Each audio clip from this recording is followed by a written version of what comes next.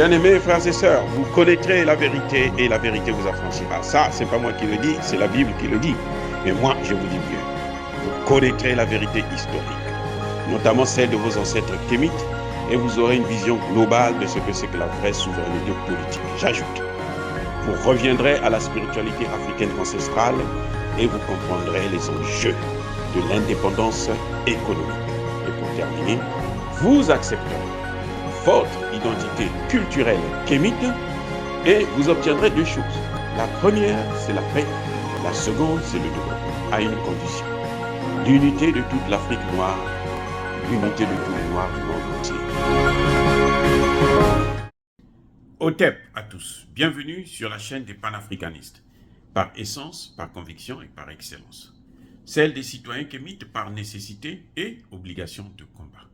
Nous sommes une chaîne qui n'est guidée que par nos ancêtres et rien que par les ancêtres qui appartiennent à l'égrégore du monde noir. Par conséquent, nous ne croyons en aucun Dieu venu de l'étranger. Toutefois, cette vidéo n'est aucunement destinée à inciter à la haine ou à la violence, car nous menons un combat qui est d'abord et avant tout spirituel, intellectuel et démocratique. Ensuite, il est politique, géopolitique et géostratégique. Contre l'impérialisme, le colonialisme, le néocolonialisme et l'endocoloniat, qui, comme vous devrez le savoir, sont tous des crimes contre l'humanité. Et nous menons ce combat sur la base du principe fondamental que nous avons hérité de nos ancêtres kémites, qui est celui de la Mahat, c'est-à-dire solidarité, vérité et justice. Vous êtes donc en droit de connaître la vérité. Et nous avons l'obligation de vous dire la vérité, rien que la vérité, afin que justice soit rendue au continent africain. Et ça, c'est notre modeste contribution dans cette noble lutte en faveur de la souveraineté, la dignité, la solidarité et l'unité africaine. Ça, c'est ce que nous appelons le panafricanisme. Bien-aimés frères et sœurs, le discours légendaire, historique, du Premier ministre malien Abdoulaye Maïga, le docteur-colonel de son État, continue de déferler la chronique. Il y en a qui reprochent au gouvernement malien, au Premier ministre, d'avoir attaqué la France de cette manière, d'avoir dit des choses à la France. Ah, je ne comprends pas ce que nous, les Africains, nous cherchons. Ce que nous voulons. En fait, nous ne valons rien. Nous, ce qui compte chez nous, c'est l'émotion. Encore si ce que le Premier ministre avait dit était faux, ça pouvait se comprendre. Mais nous savons tous, tout le monde le dit. C'est-à-dire que même le dernier des Maliens, des Africains, le plus idiot des Africains, vous dira que non, mais nous souffrons là à cause de la France. Et on nous dit qu'il faut passer par la diplomatie. Et les gens oublient qu'il y a quelqu'un d'autre qui est aussi à frapper dur. C'est le ministre des Affaires étrangères du Togo. Lui n'a pas attaqué ouvertement la France, mais il a dit les mêmes choses que le colonel Abdoulaye Maïga a dit. Pourquoi voulez-vous qu'on ne puisse pas s'attaquer à la France?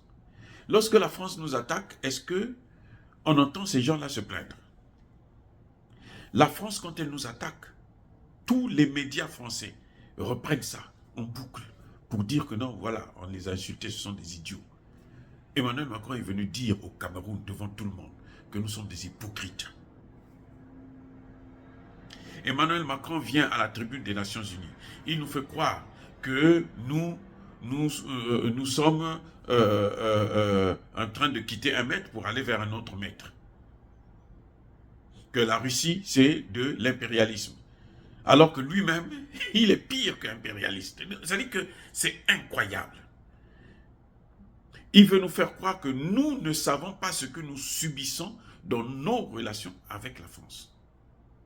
Et ça fait pitié de voir encore des Africains qui hésitent, au lieu d'acclamer, de se dire, d'être fiers qu'enfin un Africain ose indexer, pointer du doigt son ennemi de tout le temps, qui est la France.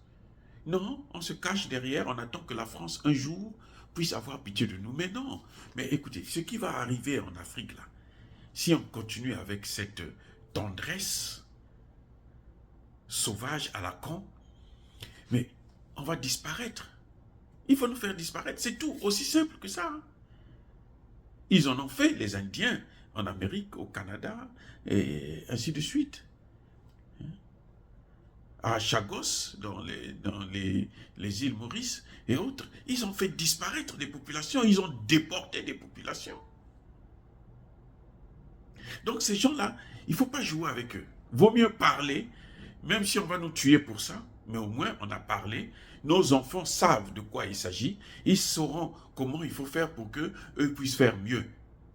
Nous, aujourd'hui, nous faisons mieux que Patrice Lumumba, nous faisons mieux que Thomas Sankara, mais c'est le même combat et pourtant que nous avons hérité d'eux. Donc lorsque le Premier ministre accuse la France à la tribune des Nations Unies, il n'y a pas un meilleur endroit de dénoncer le terrorisme de la France en Afrique. Lorsque le Premier ministre, le ministre des Affaires étrangères a porté plainte au Conseil de sécurité, a saisi le Conseil de sécurité de l'ONU pour dire voilà, j'ai des preuves qui montrent que la France a donné des informations et qu'elle a armé les terroristes. Pourquoi le Conseil de sécurité? Pourquoi Guterres, ce fameux secrétaire général de l'ONU, ne s'est pas dit non mais écoutez, on va écouter un peu, est-ce que c'est vrai? On ne se demande pas pourquoi c'est vrai, est-ce que c'est vrai? Ils ne veulent pas savoir la vérité. Ils se cachent. On fait une fuite en avant. Et on va attaquer Poutine, on va attaquer les Africains, on va attaquer ceci. Non, ils n'ont qu'à dire, montrer que eux, ce sont des hommes de droit qui respectent les droits de l'homme.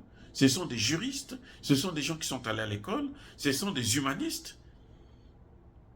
Et oui, le Premier ministre, le gouvernement malien ne demande pas qu'on punisse la France. Le gouvernement malien veut seulement qu'on puisse connaître la vérité. Et il a dit à la tribune des Nations Unies. Et le meilleur endroit, c'est bien des Nations Unies. C'est la communauté internationale. Vous avez un problème avec un autre membre. Vous venez vers la communauté internationale puisqu'il n'y a pas d'autre institution pour ça. Je ne vois pas pourquoi on peut dire au gouvernement malien que, au Premier ministre qu'il a abusé, qu'il a été trop dur, qu'il est allé trop loin. Non, il a été juste, il n'a fait que dire la vérité. Il n'a fait que dire la vérité. Emmanuel Macron est passé là, il a crié sur tout le monde, sur tous ces Africains-là, les pays du tiers-monde, qui soi-disant qui soutiennent Vladimir Poutine, qui ne savent pas que Vladimir Poutine c'est un impérialiste. Et qui ne savent pas bien sûr que la France est un impérialiste aussi. Donc voilà, donc on nous prend pour des idiots. On nous prend pour des idiots, mais ça doit s'arrêter. Il y a un temps pour tout.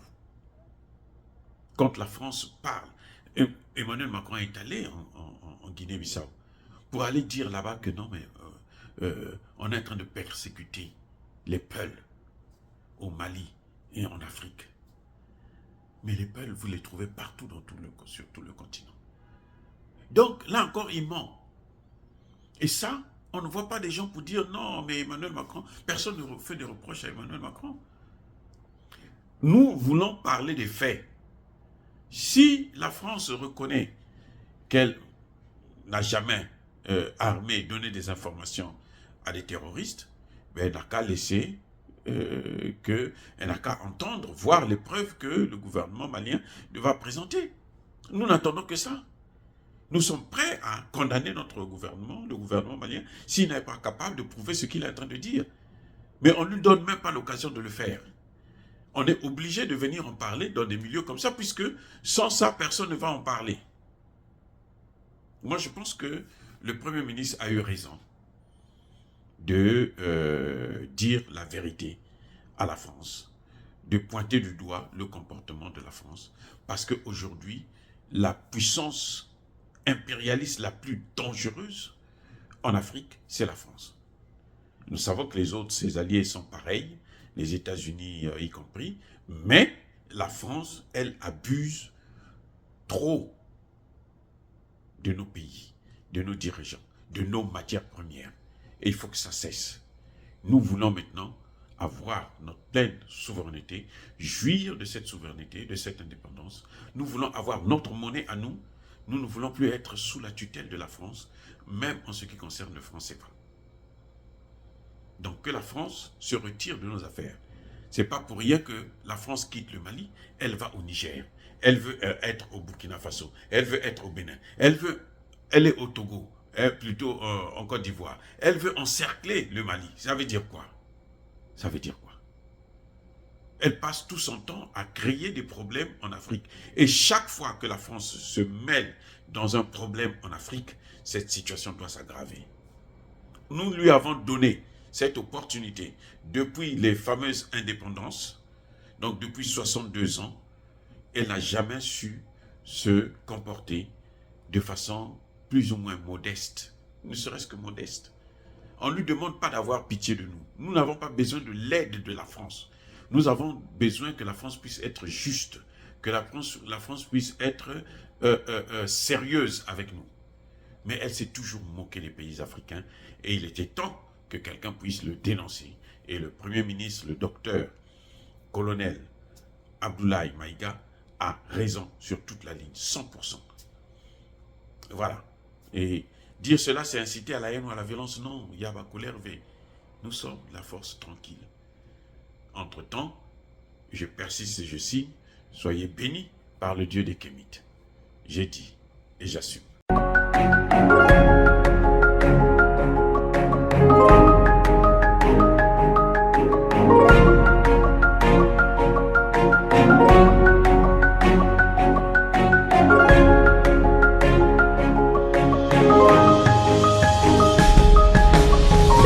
Eux, ils marchent par la foi et non par la vue. Mais moi, je vous conseille vivement de marcher par la connaissance scientifique et historique, notamment celle de nos ancêtres kémites, par les 5 sens et par l'intelligence. À vous, à Pierre.